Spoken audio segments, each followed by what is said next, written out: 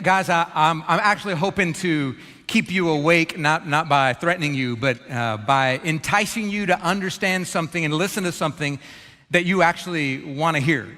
I think I have something for you that you desperately long for. So here's my question. This is participation. Like, even if you're watching online, do me a favor, participate. If you want more of the blessings of God, raise your hand. Okay, that's the majority of you. There's a couple of you psychopaths that don't want the blessings of God, but the majority of you want the blessings of God. I have a follow-up question. How many of you fear you might not be receiving all the blessings that God has for you? Anybody? Okay, some of you are going, I don't know theologically, am I supposed to raise my hand? Where's the sovereignty of God in that? No, don't get yourself all confused. Yes, we long for more of the blessings of God. We have a realization because we're not perfect and we miss things, we're missing some of the blessings of God. So the whole message today is to teach you how to experience all the fullness of the blessings that God has for you. It's really not a complicated thing. So I'm going to have you write down a couple of quick thoughts at the very beginning, or if you, like, whatever reason, can't write, take a note on your phone, you can take a picture of it. Two very simple thoughts, they're sequential, that are going to get you to the blessings of God. They're like dominoes that have to fall. So if you want the blessings of God, here's what you need to know. All the blessings of God are found in obedience. Very simple idea. All the blessings of God are found in obeying God. When you obey God, you experience the fullness of the blessings He has for you. He didn't call you to do anything that He doesn't want to show you His power and blessing through. All the blessings of God are found in obedience. Now, that's the domino right before the blessings of God, but there's a domino that has to fall before that particular domino, and here's what it is.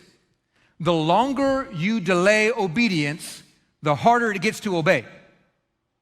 Write that down. The longer you delay obedience, the harder and harder and harder it will get to obey. I don't know if you've ever had this happen before, but maybe you're driving along, especially men, we deal with this, and like we're driving along, we see a car like broken down on the side of the road, and we're wondering, should I stop and help? Most of you women, please don't.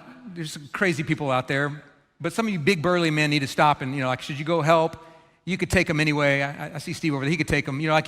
Big men could go, so you stop, and you're like, okay, I need to go off the side and see if I can help them to push their car or whatever. But it's Sunday morning and you're on your way to church. And you pass by them and you're going, well, I'm already running late to my community group. I'm supposed to go serve and I had trouble getting out. So you're like, no, I can't stop. And you're driving and you're still plagued by that idea, like, oh man, I'm a Christian. Like, I know there's a whole Bible story about the Good Samaritan and like passing by and so, okay, no, I got to stop. And so you think, okay, the next turn, I'm going to stop and turn around. You're driving a little bit more and then you're going, man, that's a long way for another turn. Now you're about a mile away and you're going, okay, now I'm going to be like super late. If I turn, and then you miss that turn, you keep going, you're driving, and now you're about 2 or 3 miles away, and you're starting to reason, like, if I turn now, they're probably already gone. I'm gonna waste my time, I'm gonna be super late, and then before you know it, it's almost impossible to go back. You've reasoned your way not to obey. And the further and further you got away from that point that God was calling you to obey, the harder and harder it got to obey. This is the way obedience works. The moment He calls you to obey, if you obey immediately, that's gonna be the easiest. But the longer you delay that obedience, the further you get away from that point of obedience, the harder and harder it's going to get to obey. Let me tell you why that matters.